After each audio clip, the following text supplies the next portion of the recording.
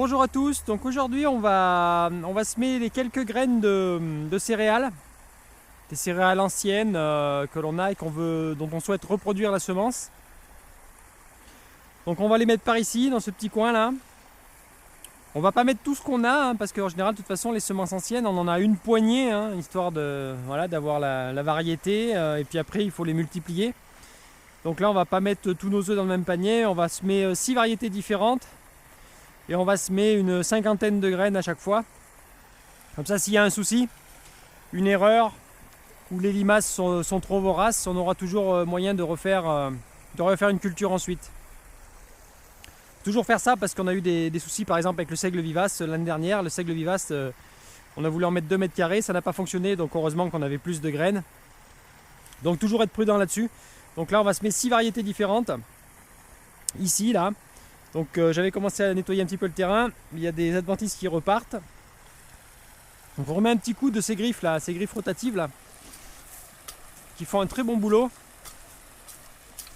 Pour ceux que ça intéresse, on en avait parlé sur les réseaux sociaux, donc je vous mets le lien de ce genre de griffes, celle-ci ou un autre modèle, peu importe, c'est tous le même, plus ou moins le même système. Ces griffes rotatives là, qui sont notre principal outil en fait. Avec le même système mais à main, c'est vrai qu'on fait... tout ce qui doit être, on va pas dire on fait travailler la terre, on ne travaille pas la terre, mais dès qu'on doit griffer ou faire quelque chose ou implanter une plante, on utilise ceci. Ça fait tout en même temps, ça ne mélange pas trop le sol, ça gratte en superficie. Voilà, donc pour ceux que ça intéresse, je vous mets le lien en description.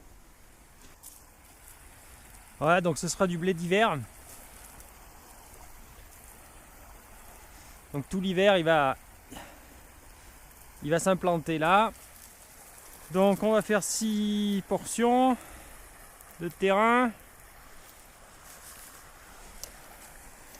Voilà donc à peu près ce que ça donne. Donc nos 6 secteurs. Donc là on va semer des blés, blés, épeautres. Donc ce sont des plantes autogames, donc il n'y a quasiment aucun risque de mélange, ni de croisement ou d'hybridation. Donc c'est pour ça qu'on peut se permettre de faire 6 variétés côte à côte.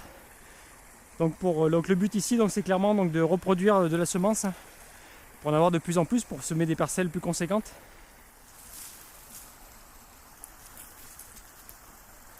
Donc on part avec le moins d'herbes d'adventices possible, sachant qu'il va en arriver évidemment des quantités astronomiques, mais voilà, il faut juste que les blés aient le temps de démarrer. Après les blés seront au-dessus des adventices, donc il n'y a pas de souci de ce côté-là. Donc voilà, on va faire ça pour des centaines de variétés en fait. On va en reproduire plusieurs. D'ailleurs, si vous connaissez, si vous avez des variétés rares, anciennes, et que vous souhaitez les partager, n'hésitez pas à nous contacter. On est toujours à la recherche de céréales, comme les blés vivaces par exemple. On recherche activement du blé vivace. On vous montrera déjà le seigle vivace qui est très intéressant.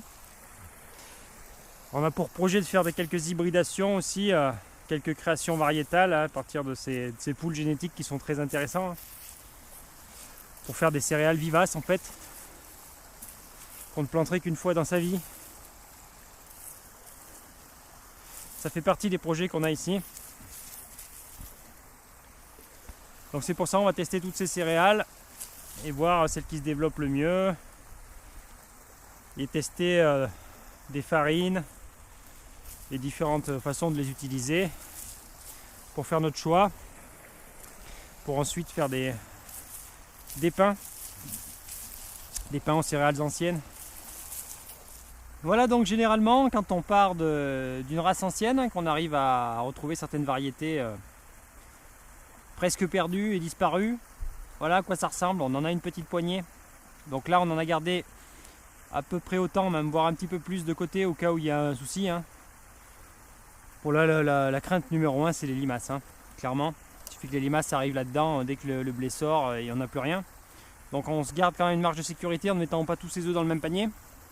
Mais à la base, ça part de ça, un champ de céréales. Donc voilà, là c'est du poulard d'Auvergne. Donc un beau grain, bien charnu. Donc du poulard d'Auvergne, voilà. Donc on va le mettre ici. On va bien le répartir. Donc là vraiment c'est du semis. On est presque dans du semis expérimental là, voilà. On est dans de la reproduction de semences. Et voilà.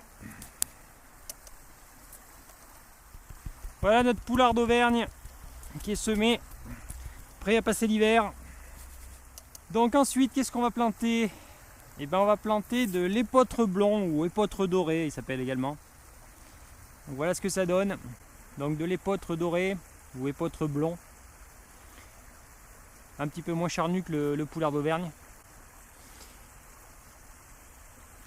Et on va le mettre à côté. Donc l'épeautre nain, bon ben le grain est assez similaire. Donc celui-ci a tendance à faire donc moins de paille. Hein. Donc on va voir.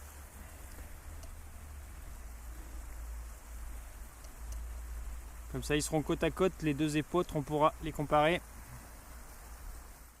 On va mettre de la pétanielle noire. Pétanielle noire, des grains assez sympas, hein, assez dodus. Hein, qui font penser un petit peu au poulard d'Auvergne. Donc la pétanielle noire. Pétanielle blanche cette fois. Donc là des grains un petit peu plus clairs. Toujours bien dodus, hein, même voire presque plus. Des beaux grains, donc la pétanielle blanche. Et pour terminer, de l'aubaine blanche. Donc là on a des grains assez courts, bien dodus. Dorés. Pour l'aubaine blanche, donc on a nos 6 carrés de culture. Nos 6 variétés de céréales. Donc maintenant on va croiser les doigts pour que ça démarre bien. On va arroser tout ça bien évidemment. Et on va bien y surveiller. Alors je ne vais pas la pailler hein, volontairement pour ne pas avoir de limaces, hein, pour ne pas les attirer. Donc je contrôlerai juste l'humidité les premiers jours là, pour que ça démarre bien correctement. Ce sont les premières gelées arrivent là maintenant, donc on va voir un petit peu ce que ça va donner.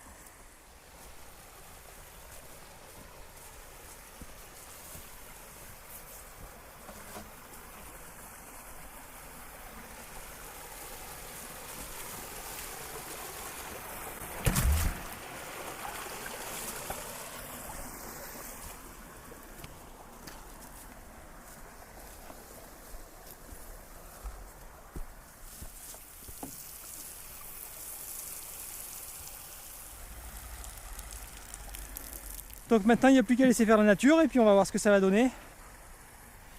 Donc on vous fera des vidéos de l'évolution, hein, les réussites, les échecs peut-être. Et on verra donc pour cette reproduction de céréales anciennes.